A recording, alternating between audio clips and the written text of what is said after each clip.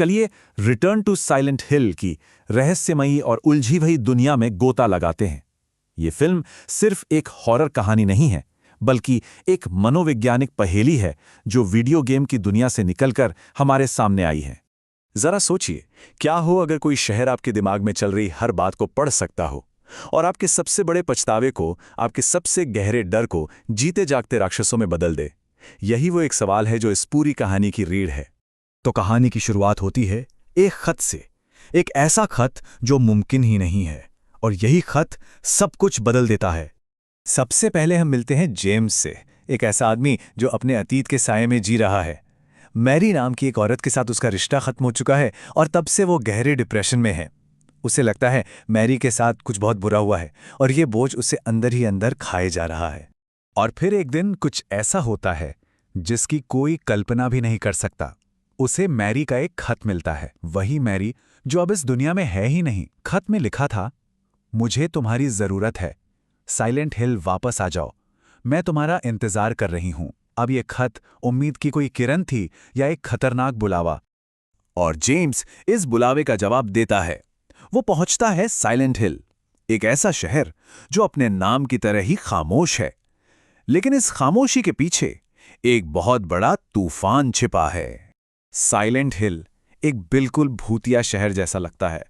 हर तरफ जंगल की आग से निकली राख की एक चादर बिछी है, जैसे आसमान रो रहा हो। और ये एक ऐसी आग जो कभी बुझती ही नहीं, ठीक उस शहर के दर्द की तरह जो कभी खत्म नहीं होता। वहां पहुंचते ही उसका सामना कुछ बहुत ही अजीब लोगों से होता है। एंजेला नाम की एक औरत जो हूबहू मैरी जैसी दिखती है, शहर के कुछ लोग जो खुद को मैरी का परिवार बताते हैं, और एक बेघर आदमी का रेडियो जो अचानक खामोशी को तोड़ता है और एक चेतावनी फुसफुसाता है, वे आ रहे हैं। अब ये वे कौन है, ये सवाल जेम्स के दिमाग में गूंजने लगता है। तो सवाल ये है कि आखिर ये साइलेंट हिल है क्या? असल में ये कोई आम शहर नहीं है। ये एक ऐसी जगह है जो आपके दिमाग के अंदर झांक सकती है, या आपके गुनाहों को, आपके ट्रॉमा को और आपके डर को एक असलियत बनाकर आपके सामने खड़ा कर देती है। मतलब यहाँ जो भी डरावना है वो पूरी तरह से पर्सनल है। साइलेंट हिल आपके लिए वही राक्षस पैदा करेगा जिससे आप सबसे ज्यादा डरते हैं। और अब हम कहानी के उस हिस्से में दाखिल होते हैं जहां हकीकत और वहम के बीच की पतली सी रेखा पूरी तरह से मिट जाती है। साइलेंट हिल की दुष्स्वप्न वाली दुनिया। देखिए, साइलेंट हिल की हकीकत को समझना थोड़ा मुश्किल है, तो इसे 3 परतों में सोच सकते हैं। पहली परत है असली शहर, जो बिल्कुल वीरान और खाली है। दूसरी है धुंध वाली दुनिया, एक ऐसी जगह जहां आत्माएं अपने पापों से मुक्ति पाने के लिए भटकती हैं। और तीसरी है दुस्वप्न की दुनिया, जो हर किसी का अपना पर्सनल नरक है। और जैसे ही हकीकत की जमीन पैरों के नीचे से खिसकती है, जेम्स का पीछा अजीबोगरीब जीव करने लगते हैं। बिना आंखों वाले क्रीचर, बड़े बड़े कॉकरोच और मैरी के शरीर वाला एक भयानक मकड़ी जैसा राक्षस। और ये सब उसके अपने ही मन की उपज हैं। लेकिन इन सबसे भी भयानक एक और राक्षस है, पिरामिड हेड, एक विशाल जल्लाद जिसके सिर की जगह एक भारी जंग लगा हुआ धातु का पिरामिड है। और जो बात सबसे ज्यादा चौंकाने वाली है वो ये है कि पिरामिड हेड बाहर से आया कोई राक्षस नहीं है, वो जेम्स के अंदर का ही राक्षस है। उसके दबे हुए अपराध बोध, उसके गुस्से और खुद को सजा देने की तड़प ने ही इस जल्लाद को जन्म दिया है। तो चलिए अब उस रहस्य से पर्दा उठाते हैं जो इस पूरी कहानी के केंद्र में है। वो है मैरी का सच।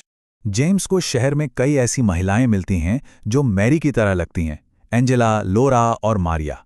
लेकिन धीरे धीरे उसे एहसास होता है कि ये अलग अलग लोग नहीं हैं, बल्कि मैरी की ही परछाइयां हैं, उसके दिमाग के बनाए हुए टुकड़े हैं। तो फिर मैरी का असली सच क्या है? वो आखिर है कहां?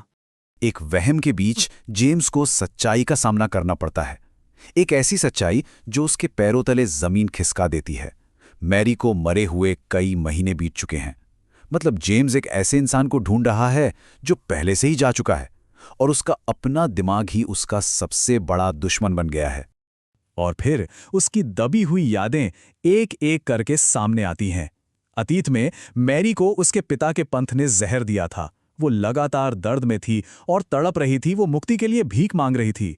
दुख से टूटकर जेम्स ने खुद उसके कष्टों का अंत कर दिया था, और आज जेम्स ने इस भयानक याद को पूरी तरह से अपने दिमाग में दबा दिया था और एक झूठी कहानी बना ली थी जिसमें वो एक जिंदा मैरी को ढूंढकर बचा सकता है। अब हम कहानी के अंत की ओर बढ़ रहे हैं, एक ऐसा अंत जहां जेम्स अपनी बनाई हुई दुनिया में कैद हो जाता है, अपनी सच्चाई को स्वीकार करके। आखिरी पहेली तब सुलझती है जब जेम्स को मैरी का पूरा नाम याद आता है, मैरी एंजेला लोरा क्रेन। वो तीनों औरतें, एंजेला, लोरा, मारिया, वो अलग अलग इंसान नहीं थीं, बल्कि उसकी याददाश्त के ही टूटे हुए टुकड़े थे। और आखिरकार इस बात को स्वीकार करके कि उसने मैरी को उसके दुखों से आजाद करने के लिए ही मारा था, जेम्स अपने अंदर के अपराध बोध का सामना करता है। वो भागना बंद कर देता है।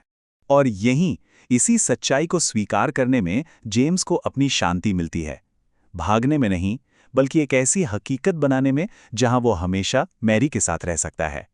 और वो कहता है, मैं अब तुमसे कभी दूर नहीं रहूंगा। जेम्स असली दुनिया में वापस नहीं लौटता। इसके बजाय वो अपने दिमाग में ही एक नया साइलेंट हिल बना लेता है, एक परफेक्ट लूप जहां वो और मैरी हमेशा साथ रह सकते हैं, अपने ही बनाए एक खूबसूरत नर्क में। और ये कहानी हमें एक बहुत गहरे सवाल पे लाके छोड़ देती है। अगर किसी को अपने सबसे बड़े अफसोस को बदलने का, उसे फिर से लिखने का मौका मिले, तो क्या वो हमेशा के लिए उस झूठ में जीने को तैयार होगा?